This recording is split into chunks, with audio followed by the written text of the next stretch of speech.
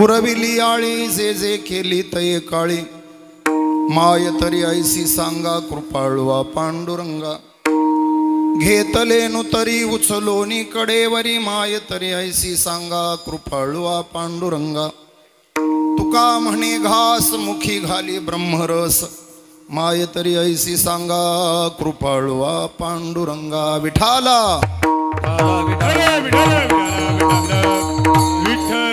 यदक्षरमणाख्ययम् आनंदम मज केवलम श्रीमन्निवृत्तिनाथेति ख्यातम दैवतमाश्रये नमो सद्गुरु तुकया ज्ञानदीपा नमो सद्गुरु सच्चिदानंद रूपा नमो सद्गुरु भक्त कल्याण मूर्ती नमो सद्गुरु भास्करा पूर्ण कीर्ती नमो ज्ञानेश्वरा निवृत्ती उदारा सोपान देवा मुक्ताबाई नमो त्रिभुवनी पावनी आद्य त्रय जननी देवांची आता हृदय आपुले चौफाळून या भले वरी बैसव पावले श्री गुरूंची प्राप्त स्थळी प्राप्त प्रसंगी सेवेकरिता निवडलेला अभंग विश्ववंद्य महाराष्ट्र भूषण देहू निवासी वैराग्यस्य परम मूर्ती संत श्रेष्ठ संत श्री तुकोबारा यांचा 4 चरणाचा आई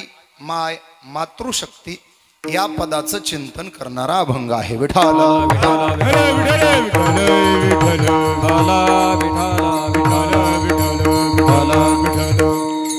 अभंगावरती विस्तारानं चिंतन करण्यापूर्वी महत्वाचा परिहार द्यायचा तो असा. वैकुंठवासी नवसाबाई नारायण शेठ भाबड आई साहेबांच्या वर्षश्राद्धा अर्थात प्रथम पुण्यस्मरणाच्या निमित्ताने समस्त भाबड परिवार विशेषतः या परिवारातील लक्ष्मीबाई नारायण शेठ भाबड भाऊसाहेब आणि सुभाषरावजी हे दोघं भाऊ आई साहेबांचे 2 मुलं आई साहेबांच्या सर्व मुली सगळे धीर भाये पुतणे भाबड परिवारातील सर्व सदस्य आमचे जिवलग स्नेही असणारे बंडू नाना भाबड याच परिवारातले सदस्य नानांनी वेळोवेळी संपर्क केला आणि आजच्या सेवेचं नियोजन केलं. भाबड सरई याच परिवारातले सदस्य सरांनीही वेळोवेळी संपर्क केला. आज खूप सुंदर योग बऱ्याच दिवसानंतर तुकाराम एकत्र आले. खूप आम्ही फार जुनी आमची जिव्हाळ्याची मैत्री आहे. खूप जुना ऋणानुबंध आहे. जेव्हा आमच्याकडे गाडी वगैरे नव्हती एसटीनं फिरायचो तेव्हा चिखनी मंगळापूर संगमनेर भागातला तो अकोले रोडचा पट्टा धांदरफळ अकोले पासून ते संगमनेर पर्यंत एकूण एक गावामध्ये आम्ही कीर्तन करायचो.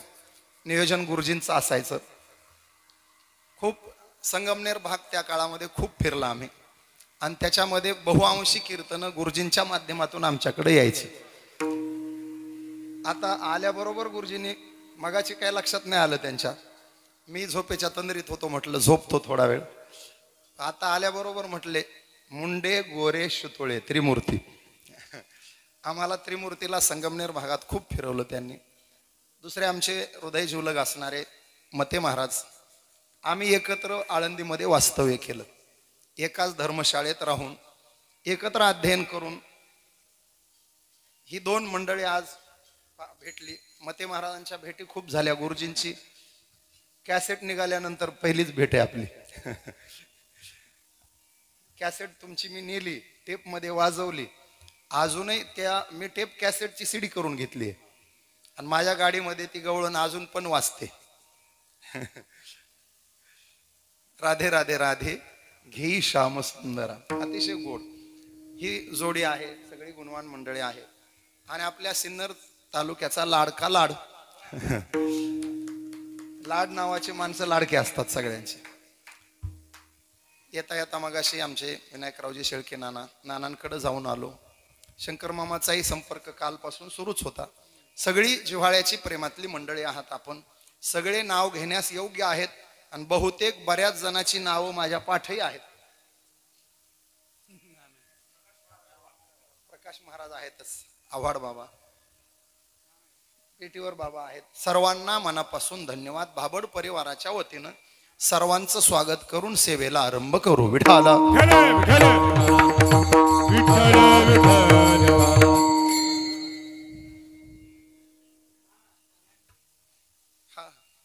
नाना आहेतच. खर तर ह्या सगळ्यांना अण्णा म्हणायला पाहिजे. हे सगळे नाना नाना नाना नाही अण्णा. नाना म्हटल्यास ना ना होते. अण्णा तुम्ही सगळ्यांना आणणारे लोक आहेत. आणणारे म्हणजे कीर्तनालाच. तुम्ही दुसरा काय अर्थ घेऊ नका. 20 तारीख लांब आहे अजून. स्त्री जीवन 3 अवस्थेतून वाटचाल करतं. पहिल्या अवस्थेत ती कोणाची तरी मुलगी असते, दुसऱ्या अवस्थेत ती पत्नी असते आणि तिसऱ्या अवस्थेत ती आई अथवा माय असते. आणि तिनेही जीवन जगत असताना तिन्ही अवस्थेत तिला जीवनाची काळजी घ्यायची. मुलगी असताना तिला आपल्या बापाची इज्जत अगदी जीव जतन सांभाळायची. हल्ली काळ भयानक चाललाय महाराज. पालकांना विनंती आहे, माता भगिनींना विनंती आहे, लेकरांवर लक्ष ठेवा. मोबाईल कामासाठीच लेकरांच्या हातात द्या. हे ऑनलाईनचं फॅड कुणी घुसवलं कुठल्या बावळटानं. महाराज ह्या ऑनलाईनमुळे एवढा काटा निघाला. एकट्या कोरोनाच्या काळापासून आजपर्यंत आपल्या देशामध्ये जवळजवळ 50,000 प्रकरणं सैराटची झाली आहेत. 50,000 प्रकरण. चांगल्या चांगल्या घरात अशा घटना, दुर्दैवी घटना घडल्यात. आम्ही त्या निस्तरल्यात बऱ्याच ठिकाणी. काळाची गरज आहे. बापाची इज्जत मुलीच्या हातात असते महाराज. आमच्या संतांनी इतका बारकावा जपलाय. जेव्हा कौतुकच करायचंय, संततीचं कौतुक करायचं, तेव्हा तुकोबारायांनी पहिला नंबर मुलाचा नाही लावला, पहिला नंबर मुलीचा लावलाय. तो एवढ्यासाठी की मुलापेक्षाही घराची इज्जत सांभाळण्याचं काम मुलगी करत असते.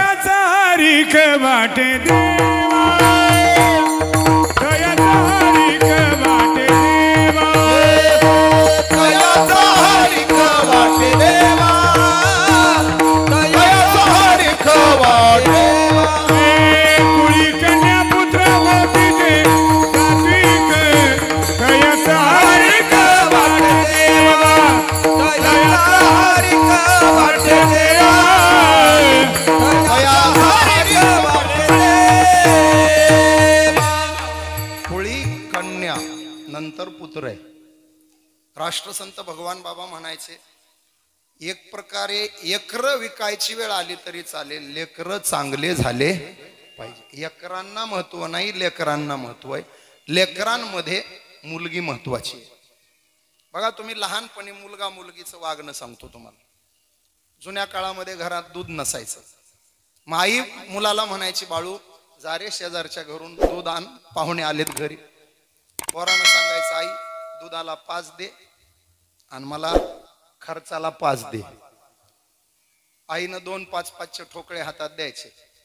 पोरानं 2ही ठोकळे ग्लासात टाकायचे आणि बैठकीतून ग्लासात ते ठोकळे वाजवत निघायचं. बापाची इज्जत, माझ्या घरी दूध नाही. आणि तोच घटना मुलीच्या बाबतीत बघा. मुलीला आईनं म्हणावं, बाळ पाहुणे घरी आलेत, दूध नाही, दूध घेऊन ये. आईनं म्हणावं, मुलीनं म्हणावं, दे 5 रुपये. 5 रुपये मुठीत घ्यावेत. ग्लास पदराखाली कपड्याखाली झाकावा आणि नाजूक पावलानं पाहुण्यांमधून जावं. ते लेकरू कधी गेलं आणि कधी दूध घेऊन आलं पाहुण्यांना सुद्धा कळत नसायचं. बापाची इज्जत सांभाळायचं काम मुलगी करते. आपण म्हणतो वंशाचा दिवा. माफ करा महाराज, वंशाचे दिवे बऱ्याच वेळेला 31 डिसेंबरला बॅटरीनं शोधावे लागतात, कुठल्या गटारात लोळायलेत. ह्या पंत्या बघा 2 ठिकाणी उजेड देतात. माहेरी उजेड देतात आणि सासरी उजेड देतात. माहेरी चांगलं वागून बापाचं नाव काढतात आणि सासरी चांगलं वागून उभ्या खानदानाचं नाव उज्ज्वल करतात. बघा निरीक्षण करा, ह्या छोट्या छोट्या गोष्टी आहेत. कन्याच का अगोदर म्हटलेत. मुलाचं बापावर आईवर कितीही प्रेम असू द्या, तो कंठातल्या कंठात रडल, डोळ्यात त्याच्या 2 थेंब येतील, पण मायबापासाठी हंबरडा फोडायला पदरात एकतरी लेक असलीच पाहिजे. विठ्ठल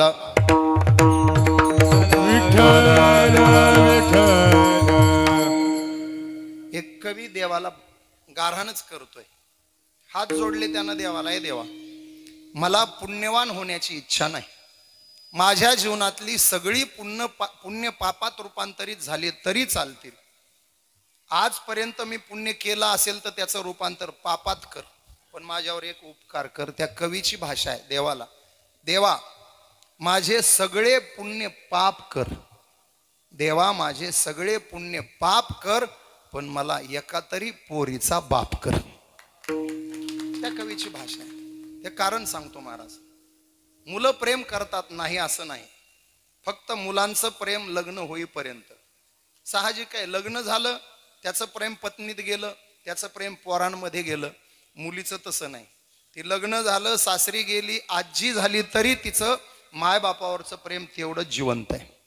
त्याच्यात आणखी एक गोष्ट आहे, मुलाच्या जवळ मायबाप राहत असल्यामुळे अतिपरिचयात अवज्ञा होते. मुलगी थोडी सासरी गेल्यामुळं दुरावा निर्माण झालेला असतो, त्या दुराव्यात विरह असतो आणि विरहात प्रेम असतं. कधी कधी जास्त भेटी पण कामाच्या नसतात महाराज, अतिपरिचयात अवज्ञा होत असते. म्हणून ठराविक टप्प्यानं भेटी होत जाऊ. त्या गवळणीचा हाच संवाद आहे उद्धवाबरोबर. उद्धवाला म्हटलं, देवा उद्धवा आम्ही त्याच्यासाठी शोक करतो, त्याला भेटणं काय फार अवघड आहे का? गोकुळावरनं मथुरेला जायचं ठरवलं तर दिवसात 3 वेळा आम्ही जाऊ आणि 3 वेळा माघारी येऊ, पण भेटण्यामध्ये जो आनंद आहे त्यापेक्षा त्याच्या विरहामध्ये रडण्यामध्ये आम्हाला जास्त आनंद मिळतो. मुलगी ती विरहात असते म्हणून ती आक्रोश करू शकते. पण निरीक्षण करा महाराज, जुना काळ असायचा, मला स्वतःला 6 बहिणी, आमच्या बापाला 6 पोरी. पोरीचं बापावर कसं प्रेम असतं बघा. आमचे वडील हौशी होते, त्यांना वाटायचं दिवाळी 6ही पोरींची माझ्या घरी झाली पाहिजे. परिस्थिती नसायची, आईला वाटायचं 3च पोरी दिवाळीला आणाव्यात, 3 रक्षाबंधनला आणाव्यात. बापानं म्हणायचं जाऊ दे ग, कर्ज काढू गड्या पण लेकरं आणू. मग आम्ही बहिणीला आणायला जायचो. आमच्या बहिणी निघाल्यानंतर त्यांच्या पैशाची 1000-1100ची साडी खरेदी करायच्या, ती सुटकेसमध्ये लपवून ठेवायच्या. माहेरी येऊन 4 दिवस दिवाळी साजरी करायच्या. भाऊबीजेच्या दिवशी आम्हाला ओवाळायच्या. आम्ही ओवाळून घेतल्यानंतर आमच्या हातात ती साडी ठेवायच्या, त्यांनीच आणलेली, आणि आम्हाला म्हणायच्या ठेव ताटात. आम्ही लहान होतो, कळत नसायचं, असंच काहीतरी असेल वाटायचं. आणि मग ज्या दिवशी जायचंय सासरी त्या दिवशी त्यांच्याच पैशानं आणलेली आमच्या हातून ताटात घेतलेली साडी त्यांनी अंगावर घालायची. आणि सासरी गेल्यानंतर सगळ्या गल्लीत फिरून सांगायचं 1100ची साडी आहे, माझ्या बापानं घेतली आहे. याला मुलगी म्हणायचं.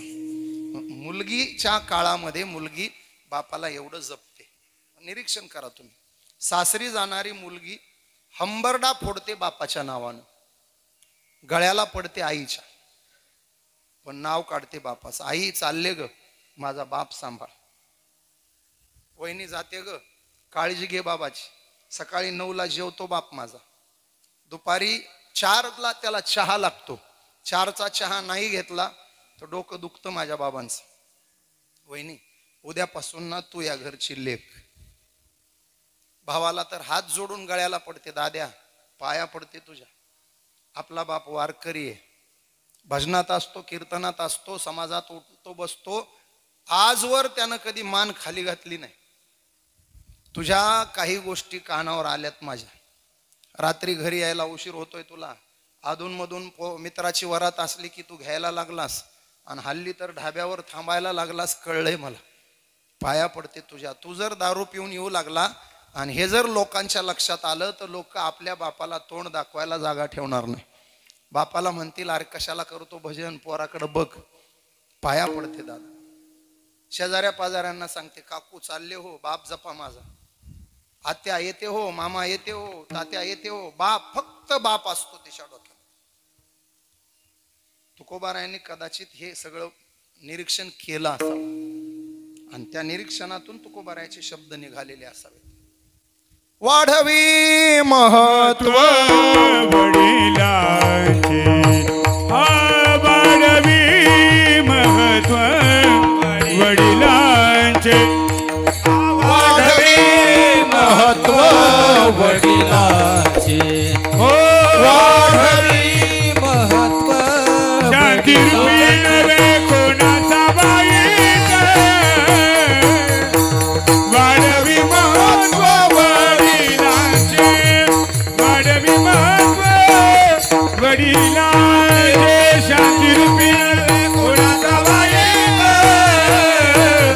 वाढवी महत्व वडिलांचे, वाढवी महत्व वडिलांचे. वाढवी महत्व वडिलांचे. मुलगा असो मुलगी असो, आई वडिलाचं महत्व वाढवण्यासाठी त्यांनी वागावं जगावं हे मुलापेक्षा मुलीला कळतं. म्हणून कुळी कन्या पुत्र होती जे सातू. मी स्त्री सांगणार आहे आज फक्त. पहिला टप्पा आहे तिचा मुलगी, आणि मुलगी म्हणून ह्या भूमिका ती पार पडते. बापाची इज्जत सांभाळते, बापावर जीवापाड प्रेम करते.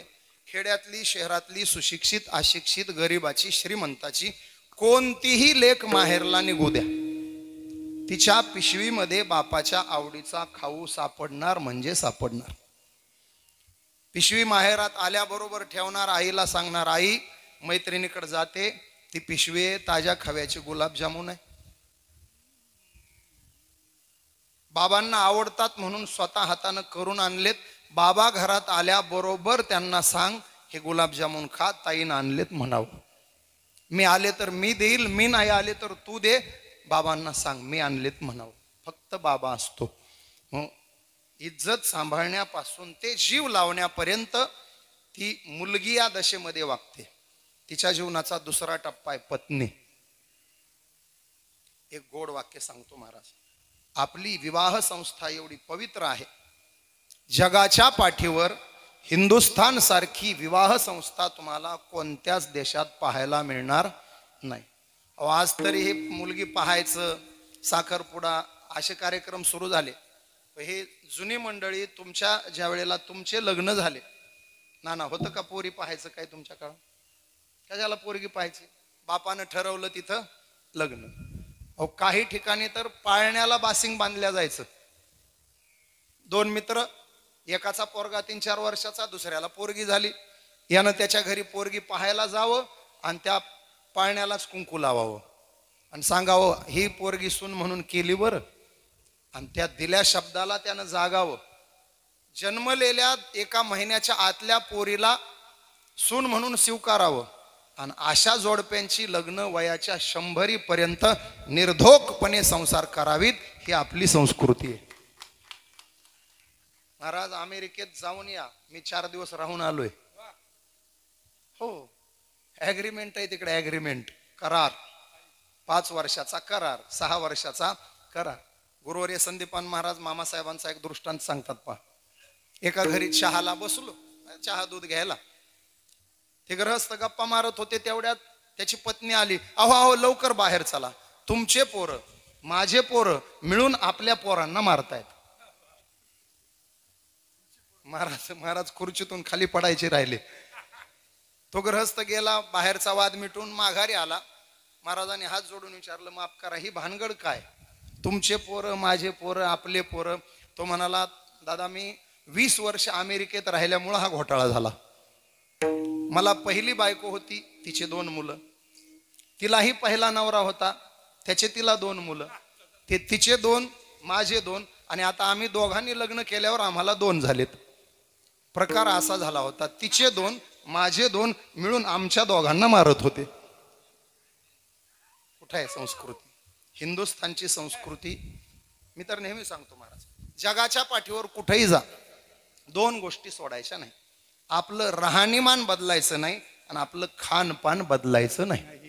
वारकरी कुठल्याही प्रांतात गेला तरी त्यानं शाकाहारच घेतला पाहिजे. चुकून सुद्धा मांसाहाराचं नावही तोंडात नाही आलं पाहिजे. कालच्या कोरोना काळात आमचे कित्येक वारकरी दवाखान्यात ऍडमिट झाले. डॉक्टरांनी सल्ला दिला ऑक्सिजन लेवल वाढवायचे असेल तर संडे होया, पुढचं काय बोलू नका.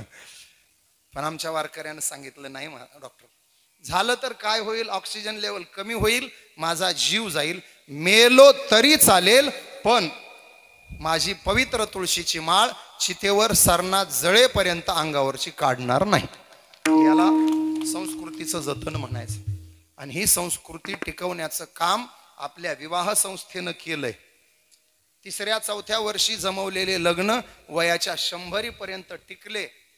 आता थोडं पाश्चात्यांची झुळूक आमच्याकडे आल्यामुळे लग्नानंतर 3ऱ्या वर्षीच घटस्फोटाची कारस्थानं सुरू होत आहेत. विठाला विठ्ठल विठ्ठल. संसाराचा गाडा दोघांनी मिळून हाकायचा असतो. शास्त्रानं पत्नीला फार श्रेष्ठ दर्जा दिलाय. तिची 6 लक्षणांनी स्तुती केली आहे शास्त्रानं. ती कार्य करण्यात मंत्र्यासारखी असते, सेवा करण्यात ती दासीसारखी असते, स्वयंपाक बनवण्यास ती आईसारखी असते, शयनग्रहात ती रंभेसारखी असते, क्षमा करण्यामध्ये ती पृथ्वीसारखी असते, आणि ती धर्मानं वागणारी असते. हे पतिव्रतेचं लक्षण शास्त्रानं केलंय. कार्येषु मंत्री, करणेषु दासी, भोज्येषु माता, शयनेषु रंभा, धर्मानुकूला क्षमया धरित्री, षाडगुण येतद्धि पतिव्रता नाम. विठाला विठाला विठाला विठाला विठाला विठाला. रामायणामध्ये पत्नीचे 6 प्रकार केलेत. तसे 7 आहेत, पण 7वा गौण आहे, तिकडे जायचं नाही आपल्याला. 6 प्रकार केलेत. धर्मपत्नी, अर्थपत्नी, कामपत्नी, मोक्षपत्नी, सेवापत्नी आणि कर्कशा पत्नी. पैकी 3 प्रकारची असावी आणि 3 प्रकारची नसावी. धर्मपत्नी असावी, सेवापत्नी असावी, मोक्षपत्नी असावी, कामपत्नी नसावी, कर्कशा पत्नी नसावी आणि अर्थपत्नी नसावी. एका वाक्यात लक्षणं सांगतो. कर्कशा तर कळलं ना. नवरा दारात आला की त्याचं सहर्ष स्वागत करते. आलात का थोबाड घेऊन. आमच्या भजण्याचे असेल तर म्हणते आला का सप्ता. थांबणारे 1 हप्ता का जाणारे पुढे अजून 1 सप्ताह. कर्कशा. मी बोलत नाही, तुकोबाराय बोलले. कर्कशी सांगती दुःख उदंड पाजिती, दुःख उदंड पाजिती, दुःख उदंड पाजिती. कर्कश सांगती दुःख उदंड फाजिती, दुःख उदंड फाजिती, दुःख उदंड फाजिती. कर्कश सांगती दुःख उदंड पाजिती, दुःख उदंड पाजिती, दुःख उदंड पाजिती.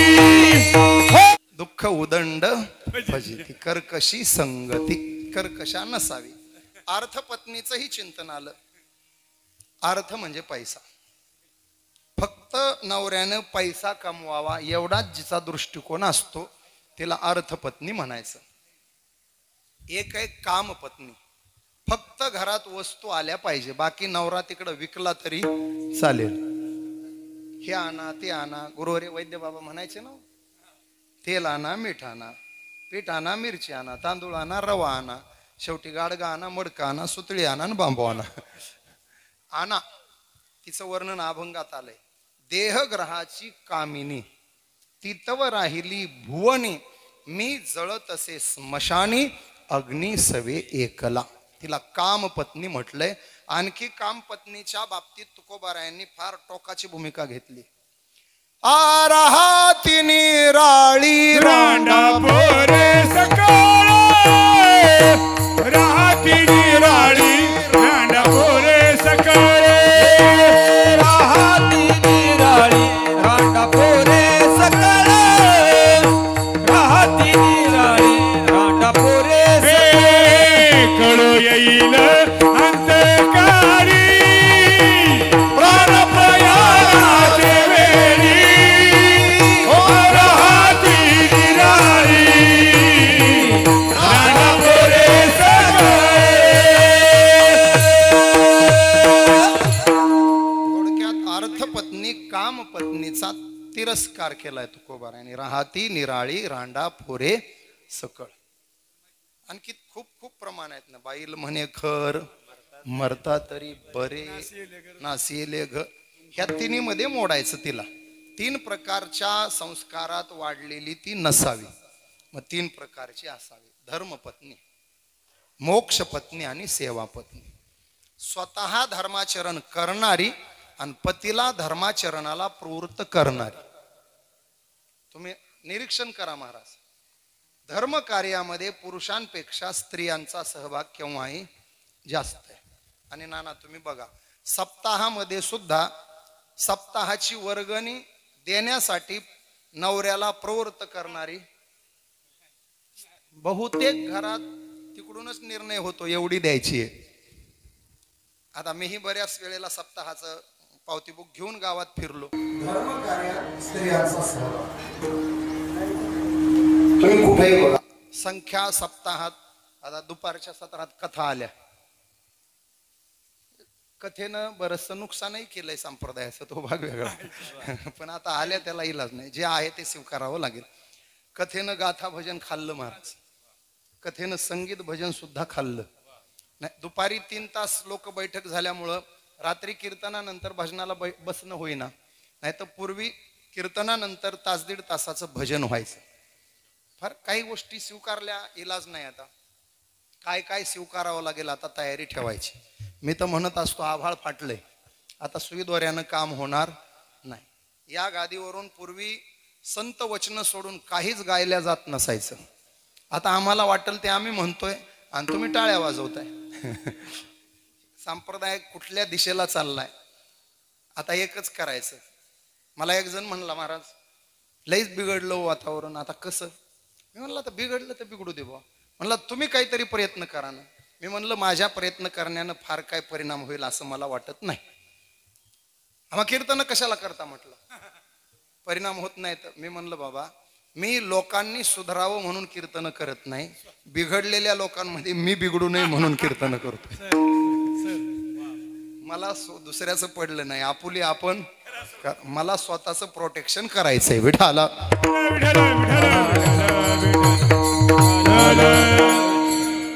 धर्म प्रवृत्ती स्त्रियांची जास्त आहे. धर्मपत्नी एक सेवा पत्नी आहे. रामायण वाचा आणि सीतेचं चरित्र वाचा. मी रामायणातली सीता 7 दिवस सांगितली एका गावामध्ये. मी रामकथा करताना आशा करतो महाराज, लक्ष्मण 7 दिवस सांगायचा, हनुमान 7 दिवस सांगायचे. सीता एकदा काही 7 दिवस सांगितली आहे तिचं तेवढं चरित्र. काही 7 दिवस मांडता येते तिच्या. तुम्ही फक्त नकारात्मक बाजूच बघता, काहीच्या सकारात्मक बाजूही खूप शोधण्यासारख्या आहेत, त्या पाहिल्या पाहिजे. पत्नी म्हणून काहीनं फार मोठं योगदान दिलंय महाराज. तुम्हाला माहीत नसलेली कथा रामायणातली डोळ्यापुढे आणतो. श्रावण बाळाला दशरथानं मारलं. बाळासह त्याच्या आई वडिलांचाही मृत्यू झाला. 3 प्रेतांना एका वेळी अग्नी देऊन राजा माघारी आला. त्या महापुरुषानं शाप दिला होता, आज मी पुत्रयोगात मरतोय, एक दिवस तुलाही पुत्रयोगामध्ये मरावं लागेल. राजा माघारी आला. तो तेव्हा सासरवाडीत होता. आमच्या नांदेड जिल्ह्यात मुखेड तालुका आहे. मुखेडचा परिसर म्हणजे काही देश होता. तो काही देशाची राजधानी होती ती. आणि उदास राजा सासरी थांबला होता काही दिवसासाठी. तो शिकारीला गेलेला असताना, खरं तर ती शिकार नव्हती, त्याची ही आनंद रामायणातली एक वेगळी कथा आहे. राजा सरोवराभोवती नव्हता बसला, तो एक ऋषी होता. त्या ऋषीला असा शाप होता की तू जर झोपला तर तुझ्या शरीराचं रूपांतर पाण्यामध्ये होईल, सरोवरात होईल. आणि तू सरोवर रूपात झाल्यानंतर प्राण्यांनी जर तुझ्यात येऊन पाणी पिलं तर ते पाणी पिणार नाही, तुझ्या शरीराचा लचका तोडला जाईल. म्हणून तो ऋषी बरेच दिवस झोपला नव्हता. राजा दशरथाची क्षात्रवृत्ती त्याला माहित होती. राजाची भेट झाल्यावर त्यानं विनंती केली, तू माझ्या देहाचं रक्षण करणार असशील तर मी झोपतो. झोपल्यावर माझं रूपांतर सरोवरात होईल, तेव्हा त्या सरोवराचं म्हणजे माझं रक्षण तुला करावं लागेल. राजा शिकारीसाठी बसला नव्हता, ऋषीच्या देहाच्या रक्षणासाठी बसला होता. आणि त्या देहात कोणीतरी कमंडलू बुडवला किंवा एखादं श्वापद आलं, ऋषीच्या शरीराचा लचका तोडतोय या भावनेनं त्याने रामनामांकित बाण मारला होता. मग तो मारले तिघ, चिता पेटवून दिली. घरी गेल्यावर ही घटना राजानं फक्त कैकेयीला सांगितली. कौशल्येलाही सांगितली नाही, सुमित्रेलाही नाही, वशिष्ठालाही नाही. कैकेयीला बघा, पूर्वीचे राजे किती सत्यवचनी होते. आपल्या कुळाची मर्यादा आणि ऋषीचा शब्द खोटा नाही झाला पाहिजे. ऋषीचा शब्द काय? तुला पुत्रवियोगात मरावं लागणार आहे. राजानं तिला सांगितलं, मी 3 प्रेत जाळून आलोय. त्या म्हातारीने मला शाप दिलाय, मी पुत्रयोगात मरणार आहे. त्यांचा शाप खोटा नाही झाला पाहिजे, याची जबाबदारी आज मी तुझ्या खांद्यावर टाकतोय. कैकेयीनं राम वनवासाला पाठवला नाही. कैकेयीनं राजा दशरथ मारलाही नाही. कैकेयीनं ऋषीचा शब्द खरा करण्यासाठी जीवाचा आकांत केलाय. कैकेयी हे पात्र समजून घेतलं पाहिजे. पत्नीची भूमिका तिने इतक्या उत्तम प्रकारे निभावली. मंथरेचा आणि कैकेयीचा संवाद वाचा रामायणात. मंथरेनं सुचवताना असं सुचवलंय, कैकेयी, पहिल्या वरानं तू भरताला राज्य माग आणि दुसऱ्या वरानं रामाला आजन्म वनवास माग. शब्द वाचा रामायणातले. तिने आकडा नाही सांगितला. शिकवणूक तिची अशी आहे, जीवनभर भरताला राज्य आणि जीवनभर रामाला वनवास. पण कैकेयीने विचार केला, मला राम वनवासाला पाठवून प्रजेचं नुकसान करायचं नाही. राम राज्य तर मला आणायचंय आणि त्या ऋषीचे शब्द तर मला खरे करायचे. मग ऋषीचे शब्द खरे करायचे तर राजाला मुलाचा वियोग झाला पाहिजे. मग 4 मुलं आहेत, कोणाचा झाला पाहिजे? भरत शत्रुघ्नाचा वियोगाचा प्रश्न नाही, ते मामाच्या घरी राहिले तरी राजाला काही होत नाही. लक्ष्मणाचा विरह झाला तरी राजाला काही होणार नाही. विरह कोणाचा झाला पाहिजे? रामाचा. मग राम तो मरेपर्यंत फक्त राम वनवासात गेला पाहिजे, म्हणून 14 आकड्याची योजना कैकेयीनं राबवली. शिकवणूक मंथरेची होती आजन्म, कैकेयीनं शब्द टाकला 14. तिला माहित होतं राम 14 वर्ष वनवासाला गेला की 14 वर्षात राजा जिवंत राहत नाही. ऋषीचा शब्द खरा होतो, माझी जबाबदारी पार पडते. एका महात्म्यानं तर एवढं गोड सिद्धांत काढला, रामायण म्हणजे समुद्र मंथन आहे. समुद्र मंथन म्हटल्यावर त्याच्यातून अमृत येणार आहे, 14 रत्न येणार आहेत. म्हटले हो, रामायण समुद्र मंथनातून सुद्धा अमृत निघालं. भरत प्रेम नावाचं अमृत रामायणाच्या समुद्र मंथनातून निघालं. 14 रत्न, हनुमान एक रत्न आहे, रावण राक्षसी सुरा आहेत, लक्ष्मी कौस्तुभ पारिजातक, सुरा हे एक रत्नच आहे. राक्षस म्हणजे सुरा आणि बाकी हे 13-12 रत्न वेगळे वेगळे. लक्ष्मी साक्षात सीता. मग तुम्ही म्हणाल महाराज अमृत आलं, 14 रत्न आले, पण विषय आले ना. मग रामायणातून निघालेलं विष कोणतं? रामायणातून निघालेलं विष म्हणजे जगनिंदा. आता विष पचवायचं तर ते महादेवाचं काम आहे. आपल्या समुद्र मंथनातलं विष महादेवानं पचवलं. मग रामायण रूपी समुद्र मंथनातून निघालेलं जगनिंदा नावाचं विष कोणी घेतलं? म्हटले ते कैकेयी नावाच्या महादेवानं घेतलं. इकडचं विष जसं महादेवानं पचवलं तसं तिकडचं विष कैकेयीनं पचवलं. हजारो वर्ष उलटलेत रामायणाला. मला सांगा, कैकेयीची स्तुती होते का निंदा होते? हे विष तिनं पचवलंय. निंदा आणि केवढ्या टोकाची. महिला मंडळ, तुमच्यापैकी कोणाचं नाव कैकेयी असेल तर हात वर करा. अरे आता सोडा, आता योगायोगानं मतदार याद्या तपासायचाच काळ चालू आहे. उभ्या नाशिक जिल्ह्याची मतदार यादी तपासा. तुम्हाला कैकेयी नावाची बाई भेटली तर मला भेटवा, तिचा सत्कार करतो मी. नाही मिळणार. मागच्या अनेक पिढ्या गेल्या, कैकेयी नाव कोणी ठेवलं नाही. विद्यमान काळात कोणी नाव ठेवत नाही आणि पुढच्या अनंत पिढ्यामध्ये कैकेयी नाव ठेवल्या जाणार नाही. एवढी त्या माऊलीची निंदा झालीये. हे जगनिंदा नावाचं विष कैकेयी नावाच्या महादेवानं पचवलंय. विठाला विठ्ठल विठ्ठल विठ्ठल. असले रामायण पाहिजे हो. गोष्टीचे रामायण सगळेच करतायत. रामायणातलं आनंद काहीतरी वेगळं. मी 200 सिद्ध असे भाव काढलेत महाराज रामायणातले. जेव्हा रामकथेला आम्ही बसतो तेव्हा गोष्टी तर सगळ्यालाच माहित आहे. याचं युद्ध झालं, त्याचं युद्ध झालं, यानं त्याला मारलं, त्यानं याला. त्यातला भाव काय. सीता हे पात्र सांगतो मी तुम्हाला. सेवा पत्नी भावार्थ रामायणात ओवी केवळ स्त्री नव्हे सीता ते निज भक्त जाण तत्वता साधावया सेवेच्या निज स्वार्था वना तत्वता सवे गेली. सीता पात्राचं निरीक्षण करा. महिला मंडळ ऐकून ठेवा. सीता हे पात्र त्याच्यातल्या 3च गोष्टी ध्यानात घ्या. ती जनकाची लेक आहे, ती दशरथाची सून आहे आणि ती रामाची बायको आहे. तिचा बापही श्रीमंत आहे, तिचा सासराही रुबाबदार आहे आणि तिचा पती तर जगाचा मालक आहे. जगाच्या मालकाची पत्नी, दशरथाची सून आणि जनकाची लेक, तिला वनवास नसताना 14 वर्ष अनवाणी पायानं फक्त पतीच्या वनवासासाठी माग फिरते. निरोप कसला माझा घेता जेथे राघव तेथे सीता जेथे राघव तेथे सीता जेथे राघव तेथे सीता जेथे राघव तेथे सीता. निरोप कसला माझा घेता जेथे राघव तेथे सीता जेथे राघव तेथे सीता. ज्या मार्गी हे चरण चालती त्या मार्गी मी तुमच्या पुढती वनवासाची मला न भीती संगे आपण भाग्य विधाता जेथे राघव तेथे सीता जेथे राघव तेथे सीता.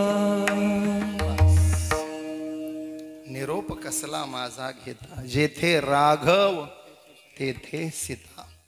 मर्यादा आहे महाराज. 14 वर्ष दुःखाची तक्रार नाही, सुखाची आठवण नाही, प्रभूच्या मागे. आणखी पतीवर प्रेम किती आहे सीतेचं. ज्या वेळेला हनुमान आणि रामाचा संवाद आहे, हनुमान म्हणतात प्रभू आम्ही शोधायला जातोय आईला, पण आम्ही आई ओळखायची कशी. आम्ही आईला पाहिलं नाही, आईनं आम्हाला पाहिलं नाही, आम्हाला एकमेकाची ओळख पटणार कशी. त्यावेळेला रामजींनी अंगठी दिली, राम नामांकित मुद्रिका दिली, सांगितलं ही मुद्रिका जवळ ठेव, ही दाखव, ही पाहिली की सीता ओळखेल तू रामाचा दूत आहे. हनुमानजी म्हणले ठीक आहे आम्ही मुद्रिका दाखवू, पण जिला दाखवायची ती आम्हाला ओळखता आली पाहिजे ना. मग तिची ओळख.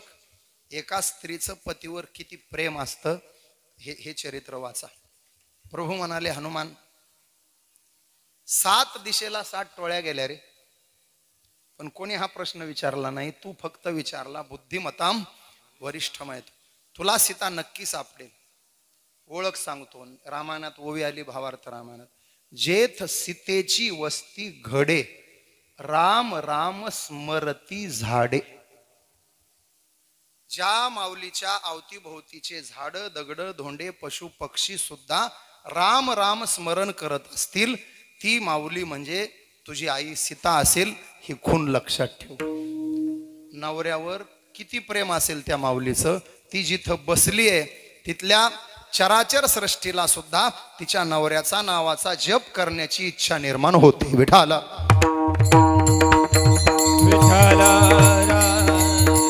महिला मंडळ ऐकून ठेवा. ज्या वेळेला त्या चित्रकूटावर राम जातात, आदिवासी भिल्लाच्या काही महिला सीतेला तिथं भेटतात, सीतेला जवळ घेतात आणि त्या महिला सीतेला विचारतात ते 2 पुरुष कोण आहेत. ऐकून ठेवा नवऱ्याचा परिचय कसा द्यायचा असतो. सीता त्या भिल्लाच्या बायकांना सांगते ते गोऱ्या रंगाचे आहेत ना, थोडे रागीट दिसतात, ते माझे दीर आहेत. ते गोऱ्या रंगाचे आहेत ते माझे दीर आहेत आणि त्यांच्या शेजारी जे उभे आहेत ते त्यांचे थोरले भाऊ आहेत. नवऱ्याचा परिचय असा द्यायचा असतो. आता लय अवघड झालं महाराज, डायरेक्टच म्हणतात हा माझा नवरा. एकेरीवर आलंय प्रकरण महाराज. एकेरीवर ते पुण्यामध्ये आता पाषाणला कथा केली. आम्ही एका घरी जेवायला गेलो. आजीबाई आम्हाला जेवत बसल्या, गप्पा मारत, कार्यकर्ते माझ्यासोबत, माझे साथीदार माझ्यासोबत. तेवढ्यामध्ये एक 25-27 वर्षाची आमची एक भगिनी तिथल्या त्या घरची फोन लावला तिनं घरच्या मोबाईलवर, त्या घरच्या फोनवरनं. आणि तिकडं म्हटली, सुनील महाराज आलेत, स्वयंपाक तयार आहे, तू चितळेचा श्रीखंड घेऊन येतो म्हणाला होता, लवकर ये, महाराज थांबलेत. तिनं फोन ठेवला. मी सहज विचारलं, ताई सुनील कोण आहे? म्हणले माझा नवरा. म्हणलं जय हरी. आणि मग मला कळलं सुनील श्रीखंड अनिल. तुम्ही म्हणता तसं मते बाबा.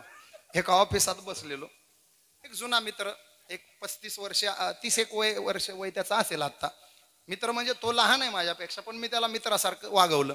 त्याच्या ऑफिसात बसलेलो, तो मोबाईल टेबलवर ठेवून बाथरूमला गेला. तेवढ्यात त्याचा मोबाईल वाजला. 2-3 वेळा वाजला. बरं मी म्हणलं आता किती वेळ वाजू द्यावा, आपण घ्यावा. मी फोन उचलला, तिकडनं आवाज आला, जेवलं का माझं पिल्लू?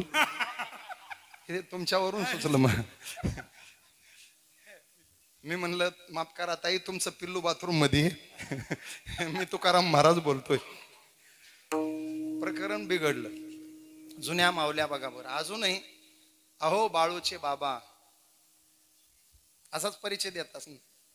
पप्पूचे तात्या, गण्याचा काका अजूनही नावानं बोलत नाही. महिला मंडळ ऐकून ठेवा बघा. तुम्हाला हाका मारायच्यात नवऱ्याला तर मारा, पण शास्त्रानं सांगितलेलं सांगतो. शास्त्राचं असं म्हणणं आहे, पतीचा एकेरी उल्लेख केल्यानंतर पतीचं आयुष्य कमी होतं. बघा तुम्हाला जर वैतागच आला असेल त्याचा तर एकेरी बोलावं. पतीला एकेरी बोलायचं नाही. नाव सुद्धा तुम्ही पहा, आपल्याकडे नाव घेण्याची पद्धत आहे. नाव घ्यायला सुद्धा महिला मंडळी असं एकेरी नाव घेत नाहीत, शास्त्रातून नाव घेतात. देवळीत देवळी, देवळीत चांदीच्या तारा, राव निघाले कीर्तन ऐकायला, वर मोत्याचं छत्र धरा. आताच्या सुशिक्षित पोरी इंग्रजीतून घेतात. 4 + 4 = 8. पुढे सांगायचंय का? माय राव इज ग्रेट. तिचा राव ग्रेट. ते कसंही घ्या तुम्ही, मराठी घ्या, इंग्रजी घ्या, ते हे प्रसिद्ध तर आहेच आहे. बेलाच्या महादेवाच्या पिंडीवर बेल वाहते वाकून. रावांचं नाव घेते, आरोटी गुरुजींचा मान राखून. घेतात असं, पण शास्त्रानं जोडूनच नाव घ्यायचं. सीतेनं ह्या परिचय दिलाय, सेवा पत्नी. एक धर्मपत्नी, एक सेवा पत्नी आणि एक मोक्ष पत्नी आहे. स्वतः धर्माचरण करून, दान धर्म करून, परमार्थ करून, कुटुंबाला संस्कार देऊन मोक्ष पदापर्यंतचा प्रवास करते आणि पतीला सुद्धा त्या प्रवासात सहभागी करून घेते. आणखी एक गोड वाक्य ऐका. एक मुलगा शिकला तर तो एकटा शिकला, पण एक मुलगी शिकली तर सगळं कुटुंब शिकलं. विठाला विठाला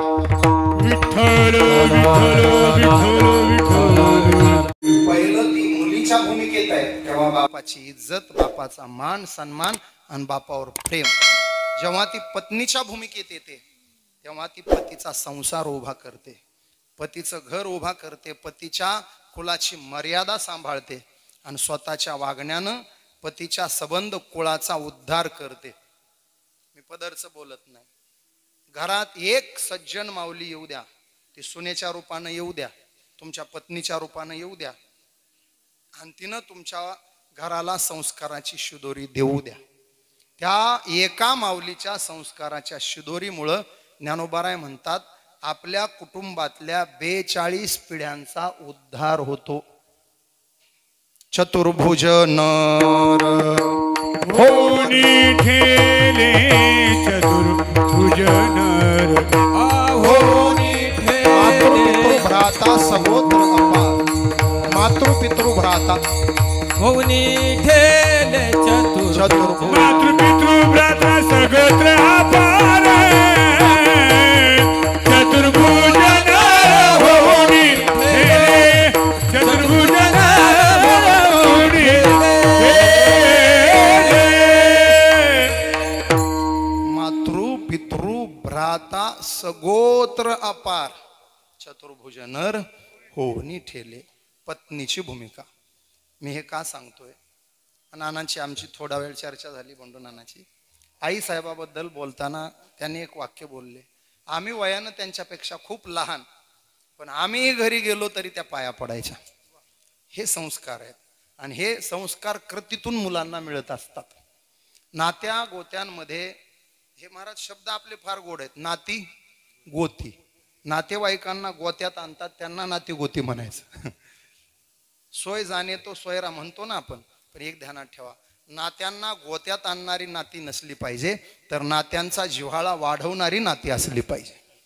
नात्यात वागणं कसं असावं रामायणात नेतो थोडस तुम्हाला. राम लक्ष्मण सीता वनवासात. लक्ष्मण फळमुळं आणायला गेलेत, झाडाच्या बुंध्याला पाठ लावून सीता बसल्यात. रामानं सीतेच्या मांडीवर डोकं ठेवलंय, खाली पडलेत, वर पाहतात. वर पाहिल्यावर रामाच्या लक्षात आलंय, सावली तर गडद पडलीये पण ती झाडाची नाहीये. झाडावर एक वेली पसरलीये, त्याची सावली खाली पडलीये. प्रभू आहेत ते, प्रभूला लगेच एक कल्पना सुचली. प्रभू म्हणाले, सीते वर पहा, झाड वाळून गेलंय, फांद्या सुकून गेल्यात. मग तू म्हणशील सावली कशाची आहे, तर ती सावली वेलीची आहे. सीते एक वाक्य सांगू तुला, ते झाड नशिबवान आहे बघ, ज्याला अशा सुंदर वेलीचा सहवास लाभतोय. रामानं झाड केलं स्वतःला आणि वेली म्हटलं सीतेला.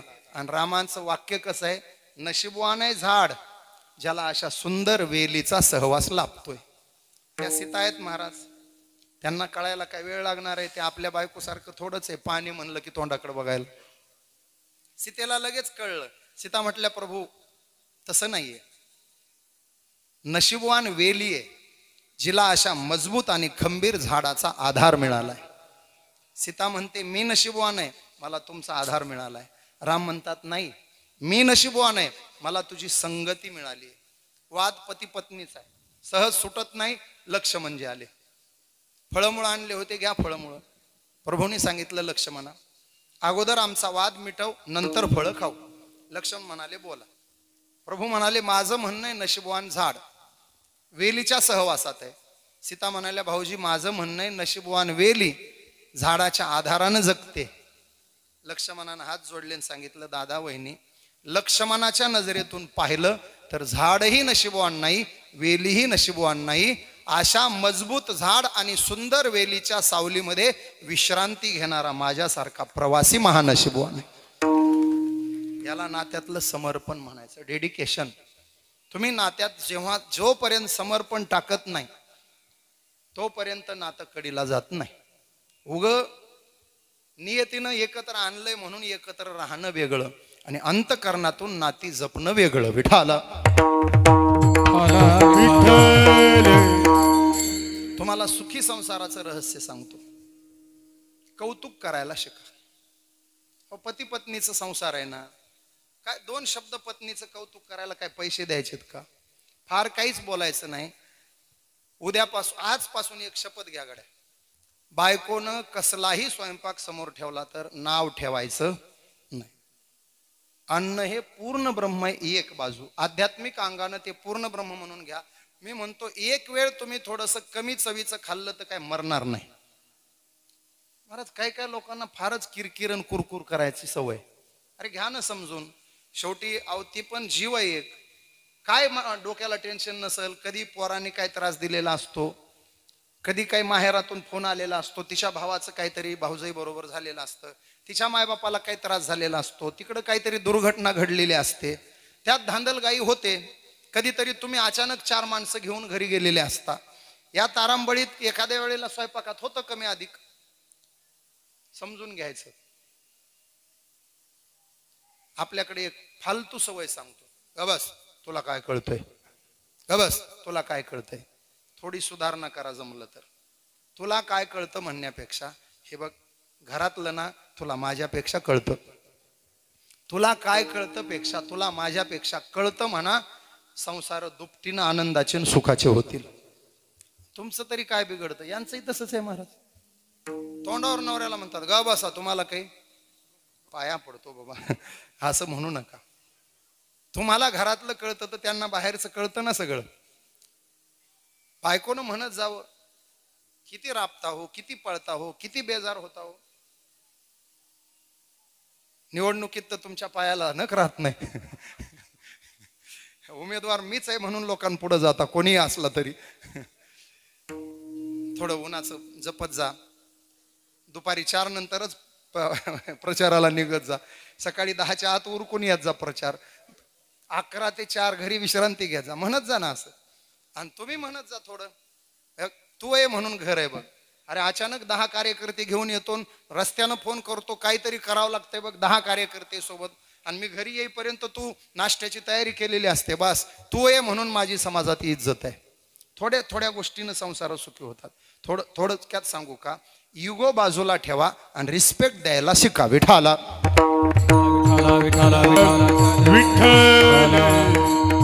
मी हे पत्नीचं स्वरूप सांगितलं. आई साहेबांचं जीवन एक तसं चाकोरीतलं जीवन होतं. संस्कार संपन्न कुटुंबातली मुलगी म्हणून आली आणि भाबड परिवारात येऊन एक आदर्श सून म्हणून वागली. सगळ्या दीर भायांची मनं जपायची, सगळ्या कुटुंबाचं मन जपायचं आणि सगळ्यांना सोबत घेऊन वाटचाल करायची. खरं तर आमच्या नारायण शेठचा संसार 2 बायकांचा, पण त्याच्यातही त्यांनी बाजी मारली आईसाहेबांनी. आपल्या सवतीला सुद्धा बहिणीसारखं वागून संसाराचा गाडा पुढं आणला. हे त्या माऊलीचं मी काही अवांतर सांगत नाही. जे मला ऐकायला मिळालं अगदी त्या पद्धतीनं त्यांचं जीवन त्या तोला मोलात गेलं. मुलगी म्हणून त्यांनी माहेरचं नाव उज्ज्वल जसं केलं, तसं भाबड परिवाराची सून म्हणून या कुळाचा झेंडा सुद्धा फडकवता ठेवण्याचं काम केलं. स्त्री भूमिकेतल्या ह्या 2 भूमिका सांगितल्या, एक मुलगी, दुसरी पत्नी, आणि तिसरी भूमिका स्त्रीची असते ती आईची. आईच्या भूमिकेत तिला 2 कामं करायची असतात. मातृत्वाचा पराक्रमही करायचा असतो आणि पराक्रमाचं मातृत्वही सिद्ध करून दाखवायचं असतं. विठाला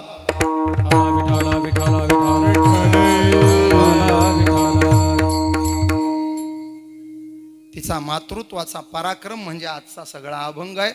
त्यात आई काय भूमिकेत जगत असते याचा भाव तुकोबारायांनी आणलाय अभंगाच्या पहिल्या. पुरबिलियाणी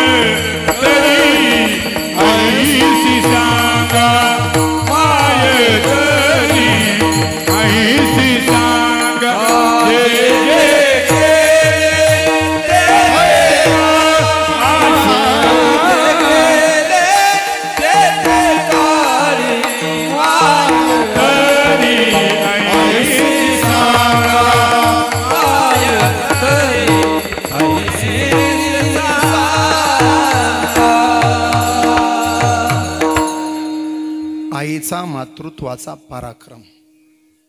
मुलानं अपेक्षा करावी आणि आईनं ती साकार करावी. बघा तुम्ही महाराज, आईचं मुलाचं नातं किती जिव्हाळ्याचं असतं. मग मुलगा असो मुलगा, आईला देणं घेणं नसतं. तिचं अपत्य, तुम्ही एखादी माऊली दवाखान्यात ऍडमिट असू द्या, बाहेर सगळे फेऱ्या मारत असतात, बाळंतपणाची वेळ भरत आलेली असते, नवरा म्हणणारा कावरा बावरा झालेला असतो, तिचे भाऊ असतात, तिचे आई वडील असतात, सासू सासरे असतात, सगळे त्या ऑपरेशन थिएटरमधून डॉक्टर बाहेर यायची वाट पाहतात आणि तेवढ्या डॉक्टर प्रसन्न चेहऱ्यानं बाहेर येतात. सुरुवातीला विचारल्या जातं पेशंट कसा आहे. डॉक्टर सांगतात बाळ बाळंतीन दोघं सुखरूप आहेत. सगळ्या जणांच्या तोंडी एकच असतं, डॉक्टर मुलगा का मुलगी, मुलगा का मुलगी.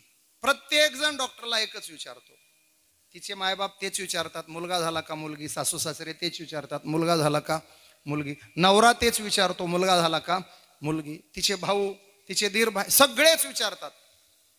पण ती बाळंतीण जी असते ना, तिच्याजवळ जेव्हा नर्स जाते तेव्हा ती बाळंतीण डोळे टचकन भरून एकच विचारते, सिस्टर माझं बाळ कसं आहे? तिला देणं घेणं नसतं काय जन्माला आलंय. ती काय विचारते, माझं बाळ कसं आहे? ही आई आहे. ठेच बाळाला लागते, वेदना आईला होतात. आजारी बाळ पडतो, झोप आईची उडालेली असते, ताप लेकराला येतो, अंतकरण आईचं भाजलेलं असतं. कित्येक रात्री आई बाळासाठी जागून काढत असते. आई वासराची गाय असते, आई लंगड्याचा पाय असते, आई दुधावरची साय असते. आई जीवनात असते तर जीवन परिपूर्ण असते. जीवनात आई जेव्हा नसते मानवी जीवन शून्य असते. स्वामी तिन्ही जगाचा आई विना भिकारी. दोन गोष्टींना प्रभू रामचंद्र प्राधान्यानं उल्लेख करून बोलतात. जननी जन्मभूमिश्च स्वर्गादपि गरी असे. जननी और जन्मभूमी स्वर्ग से भी महान है. आईच्या वेदना काय असतात हे आई झाल्यानंतर कळतात. विठ्ठल अरे विठ्ठल विठ्ठल विठ्ठल विठ्ठल विठ्ठल विठ्ठल विठ्ठल विठ्ठल विठ्ठल विठ्ठल. तुम्ही आईची चाल बघा. एखादी आई आहे, शेतकऱ्याच्या घरात आहे, तिला 4 वर्षाचं मूल आहे, घरात सासूबाई आहेत. तिला रानामध्ये किमान रोजगारांच्या मागं तरी उभा राहिल्याशिवाय पर्याय नाही. शेतीवरच सगळा डोलारा अवलंबून असल्यामुळं ती 9 वाजेपर्यंत घरातलं काम आटपून घेते. रोजगारी लावलेत शेतात, मला तिथं पोहोचलं पाहिजे. सासूबाईला सांगते, आत्या बाळ तुमच्या स्वाधीन, अल्लड आहे, जरा सांभाळा, त्याला लक्ष ठेवा. आणि 9ला ती माऊली रानात निघून जाते. तिचा दिवस रानामध्ये जातो. तुम्ही निरीक्षण करा, जातिवंत शेतकऱ्याची बायको रिकाम्या हातानं घरी येत नाही. तिच्या हातामध्ये काहीतरी रानफळं, रानमेवा, रानातला भाजीपाला, ते सगळं. जुन्या काळात चुली असायच्या, ते पाणी तापवायचे बंब असायचे, मग त्याला जळण म्हणून लाकडाचे थोडासा गट्टा काहीतरी ती घेऊन येणार. तिच्या डोक्यावर टोपलंय, त्यात काहीतरी ठेवलंय. उजव्या हातात पिशवी फळांनी भरलेली, डाव्या हातात किटली आहे, जाताना ताक नेलं होतं, येताना ती रानातून काहीतरी घेऊन आलेली आहे. दोन्ही हात गुंतले, टोपलं गुंतलंय, घराच्या ओढीनं ती निघाली आहे. संध्याकाळ होती, दिवस मावळतीला चाललाय. बघा आईची चाल कशी असते. तुम्ही निरीक्षण करा, संध्याकाळच्या वेळेला रानातून घराकडे निघालेली गाय आणि शेतातून घरी जाणारी माय दोन्ही सारखीच असतात. तिच्या गायीच्या अंतकरणात वासराची ओढ आहे आणि आईच्या अंतकरणात लेकराची ओढ आहे. 3 किलोमीटर अंतर ती 10 मिनिटात कापते, इतका वेग असतो तिच्या चालण्याचा. झप झप झप पावलं टाकत 3 किलोमीटर मंदिरापर्यंत ती 10 मिनिटात पोहोचते. आता मंदिरापासून घर राहिले 100 पावलाच्या अंतरावर. तेवढ्यामध्ये मंदिराच्या अंगणात खेळत असलेलं लेकरू धावत येतं आईकडं. आई, बस त्याला बघितलं की डोळे भरून येतात तिचे. उचलून घ्यायची पंचायत आहे. आता दोन्ही हात गुंतलेत, डोक्यावर टोपलंय, मग ती त्या पिशवीच्या बंदामधून असं बोट काढते. ते लेकरू असं बोट हातात धरत. निरीक्षण करा तिच्या चालीचं. बालकाचे चाली, बालकाचे चाली, बालकाचे चाली, बालकाचे चाली. माता जाणून पाऊल घाली घाली, माता जाणून पाऊल घाली, बालकाचे चाली. तैसे संत जगी, तैसे संत जगी.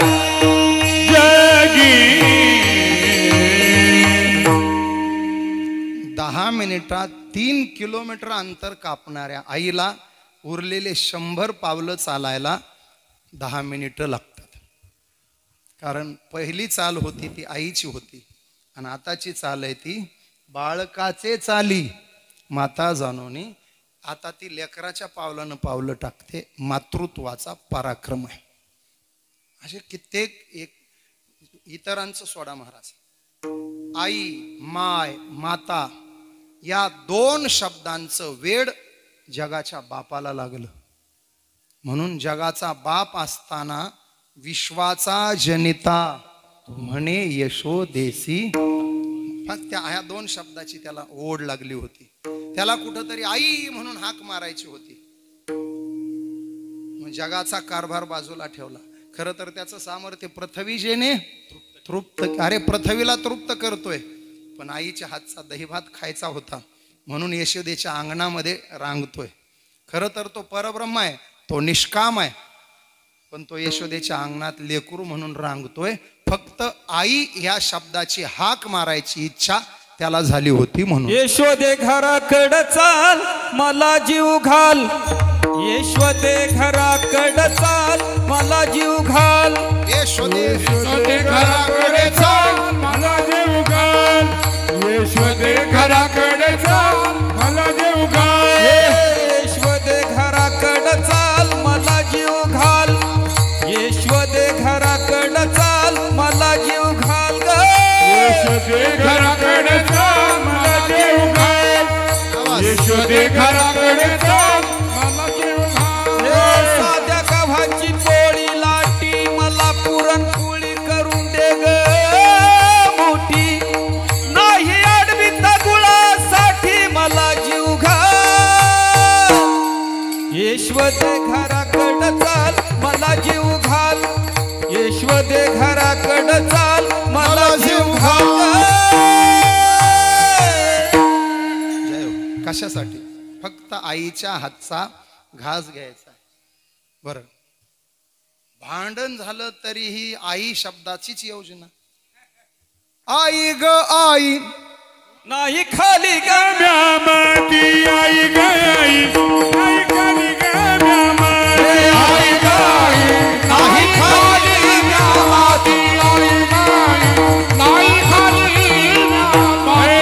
बळीराम दादा, बळीराम दादा, बळीराम दादा खोट, बळीराम दादा खोट बोलतो, बळीराम दादा खोट बोलतो, बळीराम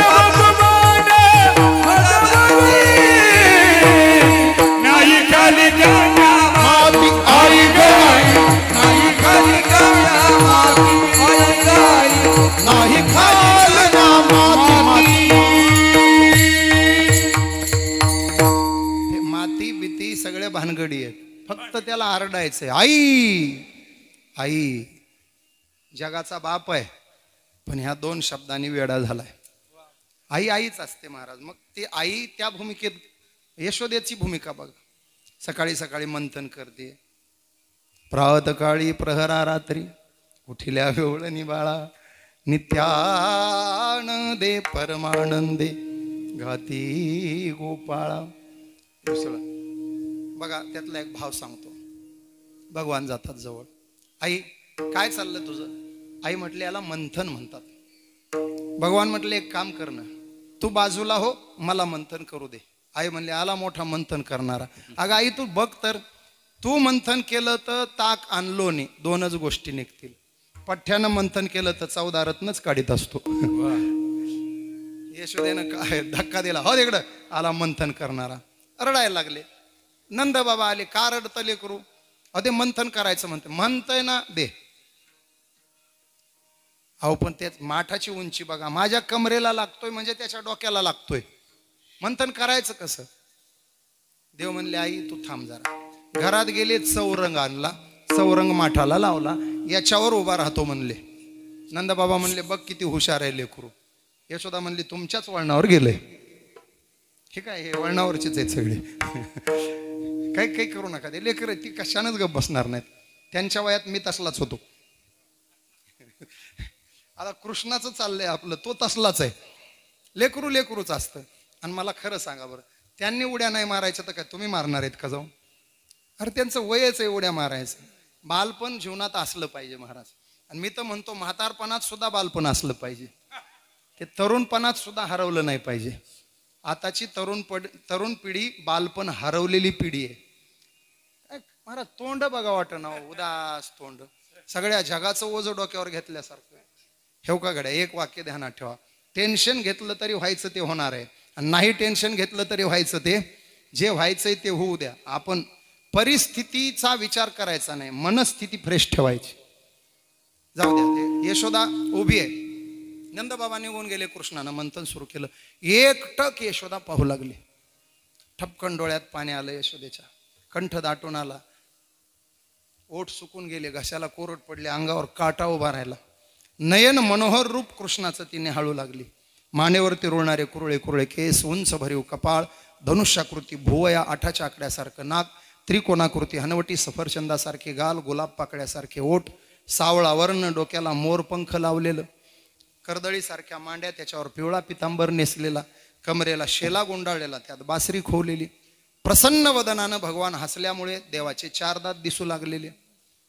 हसल्या कुंडल हाले वारियाने कुंडल कुंडन कुंडन ग कुंडन हाले वारियाने कुंडन कुंडन कुंडन ग कुंडन हाले डोळे मोडीत डोळे मोडीत डोळे मोडीत राधा चाले डोळे मोडीत डोळे मोडीत डोळे मोडीत राधा चाले चाले ग चाले ग हो कुंदन हाले वारियाने कुंदन कुंदन कुंदन ग कुंदन हाले वारियाने कुंदन कुंदन कुंदन ग कुंदन हाले. कानात कुंडल आहेत, माझ्याकडून राहिलं होतं. कानात कुंडल आहेत, ते वाऱ्यानं हलक्याशा वाऱ्यानं हलतायत. तिरक्या तिरक्या नजरेनं आईकडं पाहून हसतोय. डाव्या गालाला खळी पडलीये. हात मागं पुढं केल्यामुळं छाती लपलप करू लागली. श्वास फुललाय. गरमी दाटल्यामुळं घाम आलाय. केसातून घामाच्या धारा, एक घामाचा थेंब गालाच्या खळीत विसावलाय. माळवदाच्या सवण्यातून सूर्यकिरण आत पडलीत, नेमकं त्या गालावर पडलंय. तो थेंब सूर्यकिरणामध्ये हिऱ्यासारखा चमकू लागलाय आणि त्या लख्ख प्रकाशात भगवंताचा चेहरा उजळून निघालाय. यशोदेच्या काळजात धस्कन झालं. माझीच नजर लागेल माझ्या लेकराला, ही आई आहे. मला बघा एक गवळण तुमच्याकडून घ्यायची अजून. बघा यशोदेनं काही उपमा दिल्यात कृष्णाला. त्याला आछडं म्हणली, त्याला बछडं म्हणली, त्याला छकडं म्हणली. यातल्या एका शब्दाचा अर्थ मी 24 वर्ष झालं शोधतोय, अजून मला सापडला नाही. सध्या माझा एक निष्कर्ष झालाय. आछडं म्हणजे दुसरं तिसरं काही नाही, आईनं लेकरावर केलेली वेडी माया, त्याला म्हणायचं आछडं. माझे आचुडे बचुडे छकुडे गरादे रुपडे पांघरून घाली ती कुचडे पांघरून घाली ती कुचडे पांघरून घाली ती कुचडे. हे हरी माझा गे सावळा हरी माझा गे सावळा हरी माझा गे सावळा हरी माझा गे सावळा. बाई पैंजण वाजे खुळखुळ खुळा खुळा बाई पैंजण वाजे खुळ खुळा पायी पैंजण वाजे गुळ गुळा पायी पैंजण वाजे गुळ गुळ. याने फुलविल्या गोपिका बाळा याने फुलविल्या गोपिका बाळा गे माझे रुपडे माझे आचुडे बछुडे छकुडे गराधे रुपडे पांघरू घाली ती कुचडी पांघरू घाली ती कुचडी. माझे आछुडे बछुडे छकुडे, याला म्हणायचं मातृत्वाचा पराक्रम. पुरविली आळी जे जे केली ते काळी. पराक्रमाचं मातृत्व एका मिनिटात सांगतो. तत्पूर्वी एकदा मोठ्या प्रेमानं भजन करा. विठोबा रखुमाई जय जय विठोबा रखुमाई जय जय विठोबा रखुमाई सर्वांनी जय जय विठोबा रखुमाई जय जय विठोबा. कुंडलिका वरदे हरी विठ्ठल ज्ञान दे पंढरीनाथ भगवान माऊली ज्ञाने जोग महाराज भगवान बाबा वामन भाऊ महाराज की जय. विठोबा विठोबा रखुमाई विठोबा रखुमाई विठोबा रखुमाई.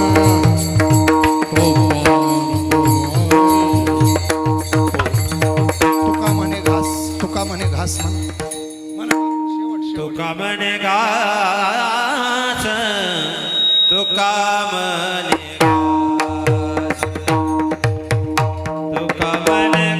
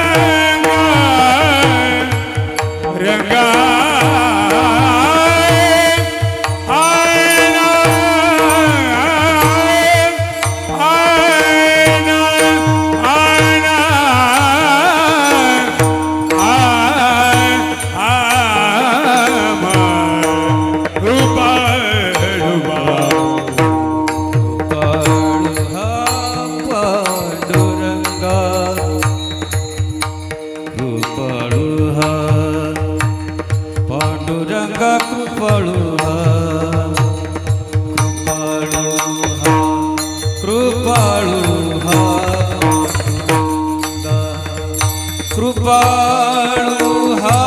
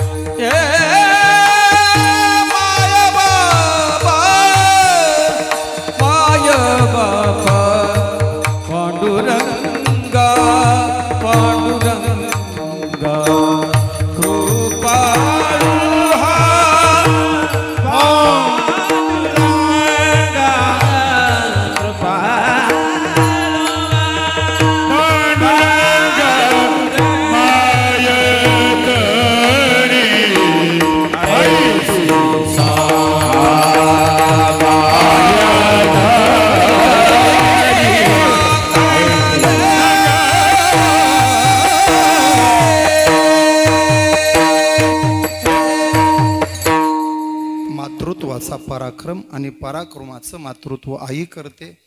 ब्रह्मरसाचा घास लेकराच्या मुखात देऊन त्याला सुदृढ बनवते. तुका म्हणे घास मुखी घाली ब्रह्मरस. या न्यायानं कैलासवासी नवसाबाई नारायण शेठ भाबड आई साहेबांचं पुण्यस्मरण, त्यांचे सुपुत्र भाऊसाहेब आणि सुभाषरावजी, त्यांच्या सर्व कन्या, त्यांचे जावई, त्यांचे पुतणे, समस्त भाबड परिवार, उपस्थित सर्व भाविक आणि नातेवाईक मंडळी, सर्वांच्या वतीनं आई साहेबांना आदरांजली, त्यांना विनम्र अभिवादन. नाना, एक गोष्ट मला छान वाटली, हे सभागृह तुम्ही फार सुंदर केलंय. प्रत्येक गावानं ही गोष्ट ध्यानात घ्यायला पाहिजे.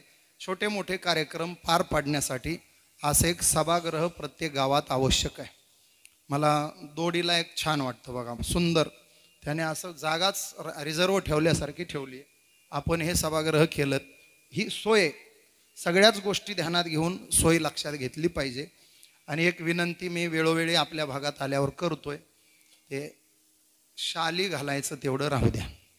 आणल्या असतील तर डिकीतच ठेवा, कृपा करून.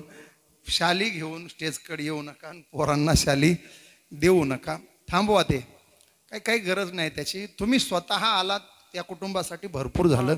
तुम्ही स्वतः साक्षात आलास, त्या चिरगुटात काय पडले, द्या सोडून. ते कसला किंतु परंतु मनात ठेवू नका.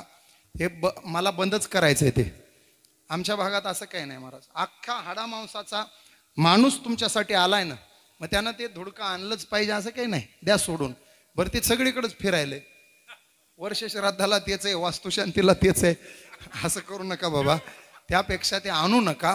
ते बंद केलेलं फार चांगलं. स्वतः जातीनं तुम्ही हजर राहत जा, हे सगळं त्या कुटुंबासाठी महत्वाचं आहे. ज्ञानेश्वर माऊली, ज्ञानराज माऊली तुकावली, ज्ञानेश्वर माऊली, ज्ञानराज माऊली तुकावली, ज्ञानेश्वर माऊली, ज्ञानेश्वर माऊली. विठ्ठल जय जय विठ्ठल, जय विठ्ठल, जय विठ्ठल. कोणी रे कोणी बापुडी खरा नाही उच्चारीला अधिकार बी आपला. करा क्षमा अपराध, का म्हणे ज्ञानेश्वरा का पाया बैठी करा. क्षमा अपराध महाराज. ज्ञानदेव तुकाराम, तुकाराम तुकाराम कुंडलिक वरदारी विठ्ठल श्री ज्ञानदेव तुकाराम. आपल्या परिसरातील आपल्या सर्वांचे मार्गदर्शक, या गावचे माजी उपसरपंच कैलासवासी, आपल्या कैलासवासी नारायण शेठ भाबड यांच्या पत्नी आणि भाबड परिवाराच्या अतिशय संस्कारक्षम अशा मातृतुल्य असं व्यक्तिमत्व कैलासवासी नवसाबाई नारायण शेठ भाबड यांच्या प्रथम पुण्यस्मरणाच्या निमित्ताने ज्यांची कीर्तनरूपी सेवा आपण सर्वांनी श्रवण केली, ते आपल्या अख्ख्या महाराष्ट्राला, उभ्या महाराष्ट्राला, वारकरी संप्रदायामध्ये ज्यांचं नाव फार मोठं आहे. तसं पाहिलं तर आपल्या महाराष्ट्राच्या समाजरचनेमध्ये या 3 मुंडेंनी अतिशय मोठी क्रांती केलेली आहेत. एक लोकनेते गोपीनाथजी मुंडे, दुसरं आध्यात्मिक कार्यामध्ये ज्यांनी खऱ्या अर्थाने आपली सेवा ही संत वाङ्मयाच्या विचाराने संपूर्ण महाराष्ट्रामध्ये आपल्या विचाराने वेगळंच असं मार्गदर्शन ज्यांच्या माध्यमातून घडत असतं, ते हरिभक्तीपरायण परळी बैजनाथ जिल्हा बीडचे हरिभक्तीपरायण तुकाराम महाराज मुंडे शास्त्री. आणि जे तिसरे आहे ते प्रशासनामध्ये तुकारामजी मुंडे यांना आपण आठवतो.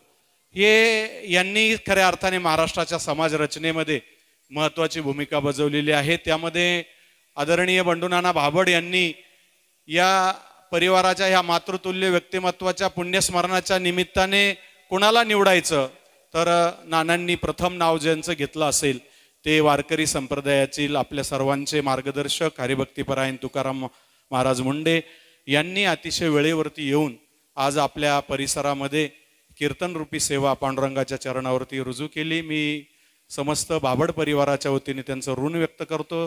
खऱ्या अर्थाने गंधर्व सभेमध्ये ज्यांनी खऱ्या अर्थाने साथ दिली असे महाराष्ट्रातील एक गुणी आणि भजन सम्राट म्हणून ज्यांचं नाव फार मोठं आहे ते हरिभक्तीपरायण तुकारामांना आरोटे, रोहिदास महाराज मते आणि इथं उपस्थितांमध्ये अनेक महाराज मंडळी आहेत. त्यामध्ये हरिभक्तीपरायण प्रकाश महाराज अवाड दरेवाडी, त्यांनीही अतिशय, आणि हरिभक्तीपरायण नवनाथ महाराज आंधळे यांनी अतिशय भैरवीची उत्तम प्रकारे चाल या कीर्तनाच्या माध्यमातून त्यांनी दिली.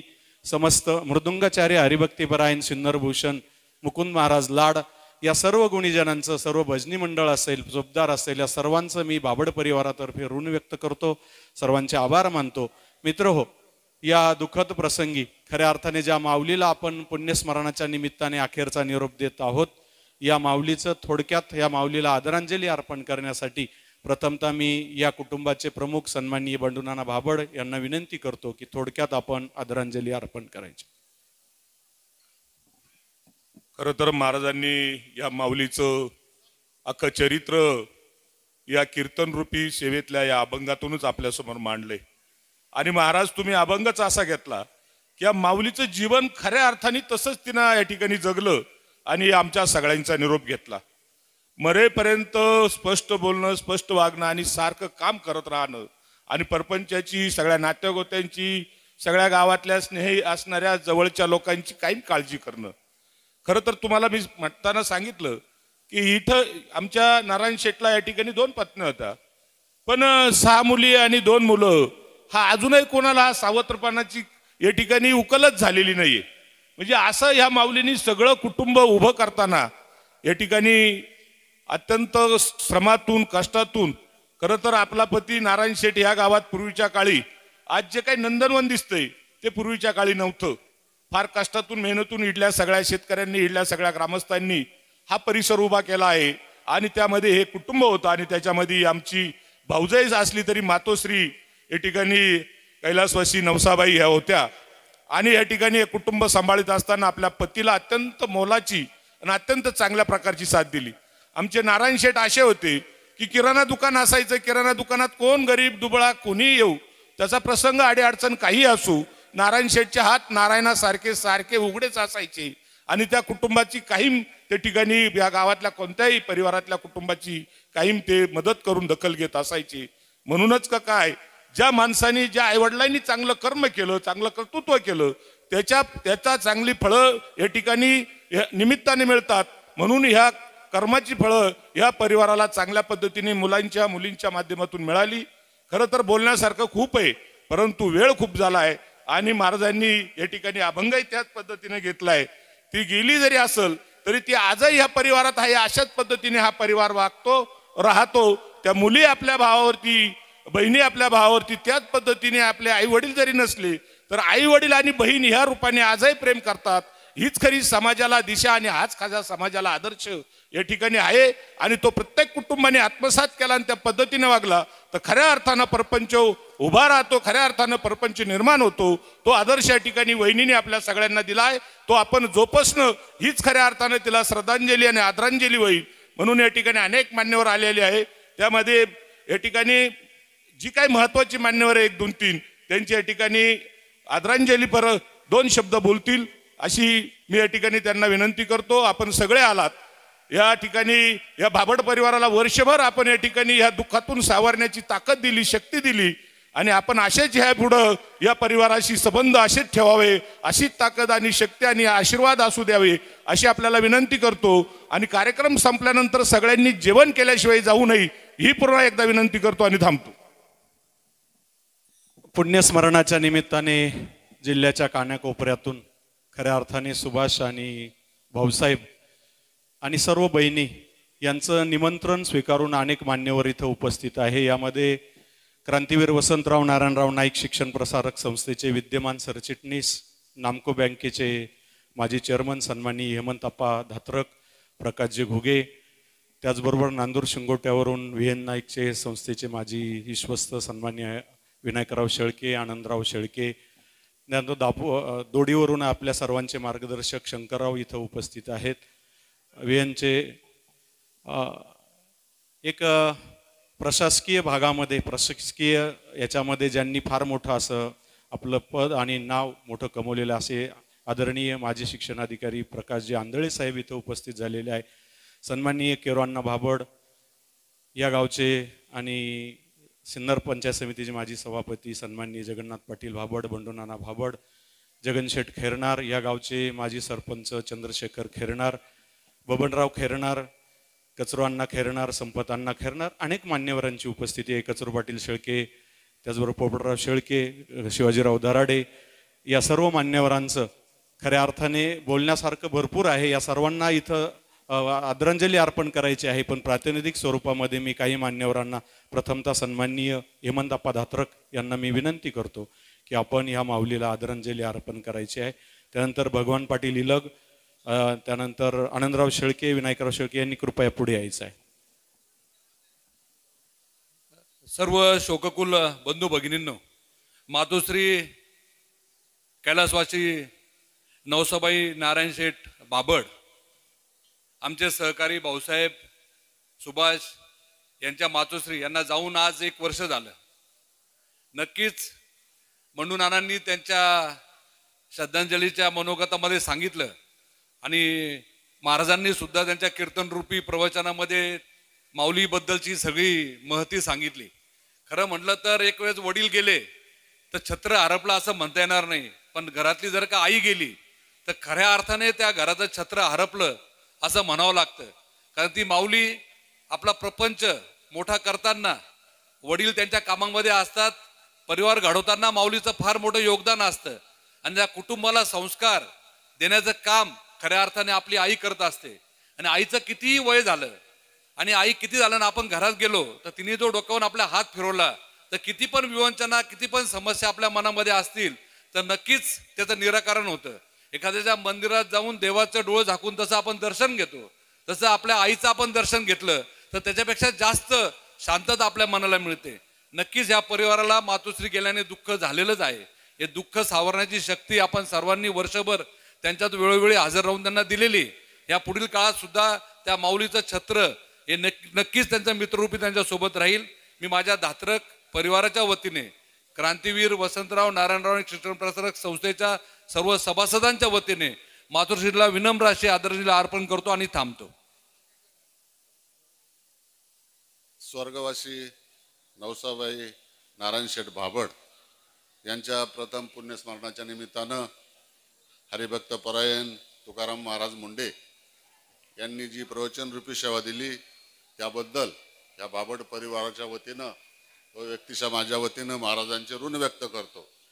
नवसाबाईंच्या जाण्यानं भाऊसाहेब असल, सुभाष असल, त्यांच्या सर्व बहिणी केरू अण्णा बाबड असतील, जगन्नाथ पाटील बाबड, बंडू नाना बाबड, ह्या बाबड पाटील परिवाराला जे दुःख झालं ते पेलवण्याचं परमेश्वरानं त्यांना बळ द्यावं आणि नवसाबाईला परमेश्वरानं त्यांच्या चरणाजवळ मानाचं असं स्थान द्यावं अशी मी आपल्या सर्व उपस्थितांच्या वतीनं, माझ्या परिवाराच्या वतीनं साई चरणी प्रार्थना करतो.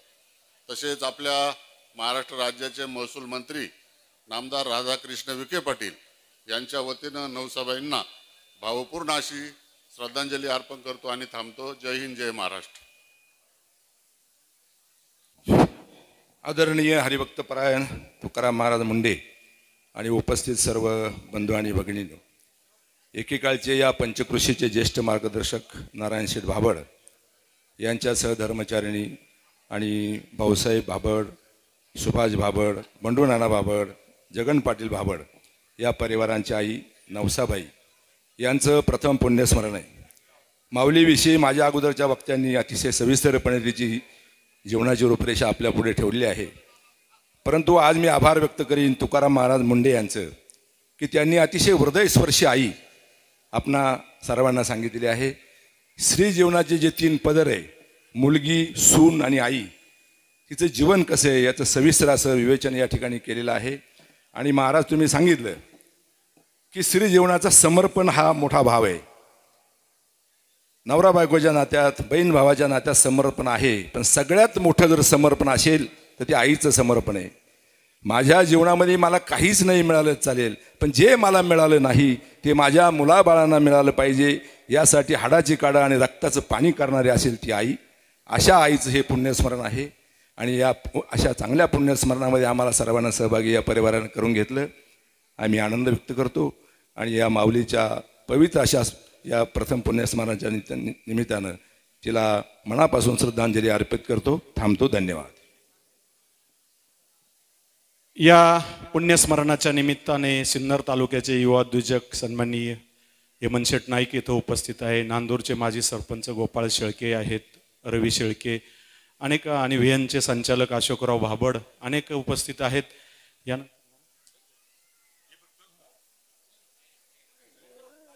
सर्व चालेल. खरं तर या माऊलीचं एवढं भाग्य आहे की 2 जावाई ठिकाणी हरिभक्तपरायण नवनाथ महाराज आंधळे आमचे शेळके महाराज आणि 1 नातू ज्यांनी दशक्रिया विधीचं प्रवचन केलं होतं हरिभक्तपरायण प्रकाश महाराज आव्हाड, आणि सर्व गायक, सर्व टाळकरी, विणेकरी, पखवाद, चोपदार यांचं भाबड परिवाराच्या वतीने या ठिकाणी आभार व्यक्त करतो आणि थांबतो.